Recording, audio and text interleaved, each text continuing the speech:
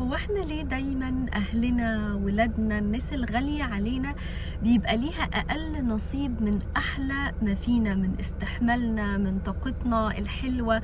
بيبقى ليهم نصيب بس قليل، مش زي الناس اللي بره بنمسك نفسنا معاهم لما بنكون غضبانين او لو انت من الناس دي يبقى الحلقة دي تخصك واسمعها لحد الاخر. تعالوا كده ابدا معاكم في حاجه وعايزاكم ان انتوا تتخيلوها فعلا وتعيشوها، ويا ريت لو توقفوا وتجاوبوا على الاسئله دي وترجعوا تفتحوا الحلقه تاني من الاول. الحاجه دي هي ايه؟ هي ستيفن كوفي كان بيعملها مع الناس اللي بتجيله. هو كان بيقول لهم ايه؟ تخيلوا كده ان انتوا في جنازه، والجنازه دي انتوا داخلين فيها، بس الجنازه دي مختلفه. ايه المختلف فيها؟ ان انت لما بتمشي بيبقى انت الحد اللي ميت، اللي الناس في الجنازة بتاعته، ويبدأ يسألهم بقى الأسئلة دي. ايه هو الأثر اللي انت كنت عايز تبقى سايبه في الوقت ده؟ يا ترى عايز ولادك كل واحد فيهم يبقى بيقول عنك ايه؟ يا ترى عايز زوجتك او انتي جوزك يقول عنك ايه؟ يا ترى اهلك هيقولوا عنك ايه؟ اخواتك، الناس اللي حواليكي؟ يا ريت لو توقفوا وتفكروا في الموضوع ده كويس قوي. من اجابات الاسئله دي كلها عايزين يقولوا عنكم ايه؟ طيب هفترض ان انتوا وقفتوا ورجعتوا تاني. دلوقتي بقى، هل الحاجة اللي انتوا نفسكم ان انتوا يقولوها عنكم، هل ده اللي بيحصل؟ هل ده فعلا الواقع اللي انتوا عايشين بتعملوه والاثر اللي انتوا بتحاولوا تسيبوه؟ لو الاجابة لا، يبقى انت محتاج تسمع النقاط اللي جاية دي. لو الاجابة يبقى برافو عليك وحاول تكتر من الحاجات اللي جاية دي. هما 5 حاجات هقول لكم عليهم، نحاول ان احنا نعملهم، او ان شاء الله ناخد حاجه واحده بس منهم نحاول ان احنا نطبقها مع اهلنا. وقبل ما اقول لكم ال5 نقاط دول، عايزه اشارككم حاجه تانية. حديث الرسول عليه الصلاه والسلام، الحديث ده اثر فيا قوي لما سمعت التفسير بتاعه. كان التفسير بتاعه ايه؟ او الحديث يعني الاول: خيركم خيركم لاهله. الجمله دي لما اتفسرت بالتفسير اللي انا سمعته ده هزتني قوي. ان انتوا احسن ناس فينا او اخير الناس فينا هم الناس اللي بتعامل اهلهم حلو قوي. ليه بقى؟ ليه؟ لان احنا سهل قوي نكون غضبانين قوي، ما نقدرش نطلع غضبنا على الناس الغريبة. بنمسك نفسنا، بنلبس ماسكات، بنحاول ان احنا نطلع احلى ما فينا واجمل ما فينا. ده معظم الناس مننا. بس لما بنروح وبنرجع البيت ما بنقلع لبسنا، بنقلع معاه الماسكات اللي احنا كنا لابسينها بره.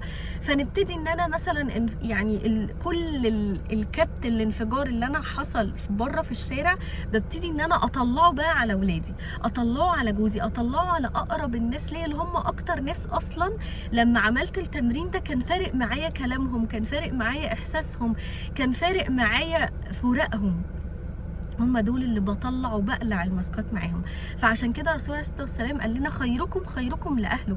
لان اللي بيعمل ده مع اهله، على فكره، اللي بيحاول يتمالك نفسه وقت الغضب، يطلع احسن ما عنده، يستحمل، يعمل حاجات كتير، هو ده اللي هيقدر يعمل ده بسهوله جدا مع الناس اللي بره، لان هو اصلا بيعمله جوه، واللي هو ده الاصعب جدا. طيب احنا بقى ممكن نقدم ايه للناس القريبه مننا؟ هم محتاجين مننا ايه؟ اول حاجه عشان نعرف نقدم كل حاجه هي النيه. اظبط نيتي، اشوف ايه الاثر اللي انا كنت عايزه اسيبه في جمله او في حاجه، واحدد قوي انا عايز ايه في كل علاقتي بكل حد قريب مني. اظبط نيتي واحدد هدف للعلاقه اللي انا فيها دي، انا عايز فعلا اوصل له. تاني حاجة أشوف أنا في كده تمرين في العلاقات، لما كنا بندرس علاقات علموه لنا، اسمه التمرين ده بالبوكس كده، أنت بتقدمه لربنا يوم القيامة. وتخيل إن أنت بتقدم البوكس ده، بتقوله أنا قدمت يا رب في العلاقة دي كذا، وعملت كذا وعملت كذا وعملت كذا. أنت قدمت إيه بقى؟ فقيس على الحاجة اللي أنت عايز تقدمها دي. دي كانت تاني نقطة. وخليني أقول لكم حاجة على تاني نقطة، دي هتودينا لتالت نقطة.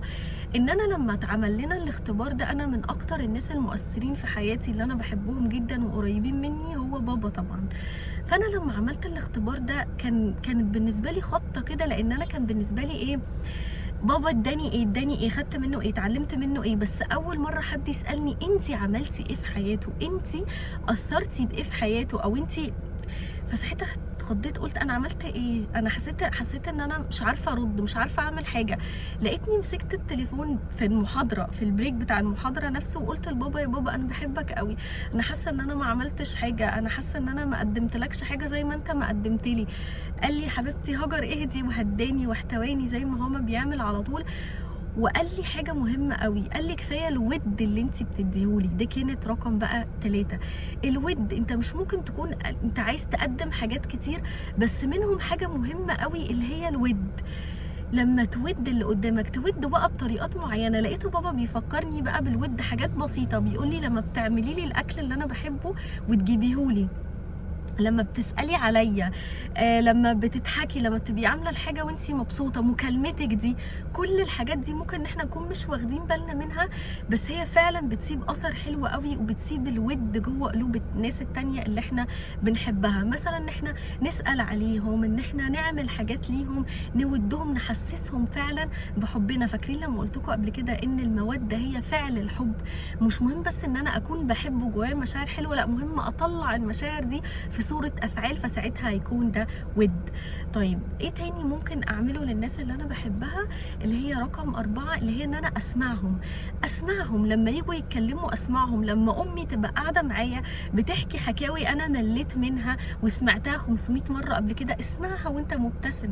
يعني بلاش تفكر في ملل الحاجة اللي هي بتحكيها، فكر في احساسها ورا الحاجة اللي هي بتحكيها. هي قاعدة طول اليوم لوحدها، زهقانة، متضايقة، فهي ما وراهاش حاجة غير انها تتكلم مثلا في الحاجات دي. اقعد اسمعيها، اقعد اسمع مامتك، اسمع ولادك لما يقعدوا يحكوا حاجات انت حاسس يو بقى ده كلام وجع، الكلام العيال ده والحاجات دي، لا، اقعد واسمعهم. ما هو ده حب، ما هو ده هم محتاجينه مننا، ان احنا نسمعهم. السمع ده مهم جدا جدا جدا في العلاقات. خامس حاجة واخر حاجة هي ان احنا نحاول ان احنا نحتويهم. بمعنى ايه؟ بمعنى ان احنا يحسوا كده بالحضن بتاعنا، بالافعال بتاعتنا، يحسوا ان في دفى في العلاقه ما بيننا، يحسوا ان هم احنا قابلينهم، محتوينهم بكل ما فيهم، وقت ما يكونوا ضعاف ووقت ما يكونوا حلوين. مش وقت ما يكونوا ضعاف نزقهم ونبعدهم، وقت ما يكونوا حلوين ناخدهم ونطبطب عليهم، لا، نحتويهم في وقت الغلط. ولادنا خصوصا بالذات نحتويهم في وقت الغلط، وفي وقت الشده كمان نحتويهم، وفي وقت الحلو، الحاجه الحلوه كمان نحتميهم ونشجعهم.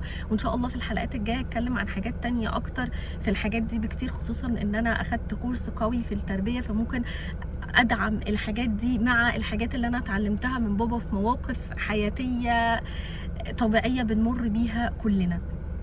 فعشان احنا نحاول ان احنا ندي لحبايبنا والناس الغاليين علينا الحلو اللي جوانا، نبقى ننفذ حديث الرسول عليه الصلاه والسلام: خيركم خيركم لاهله.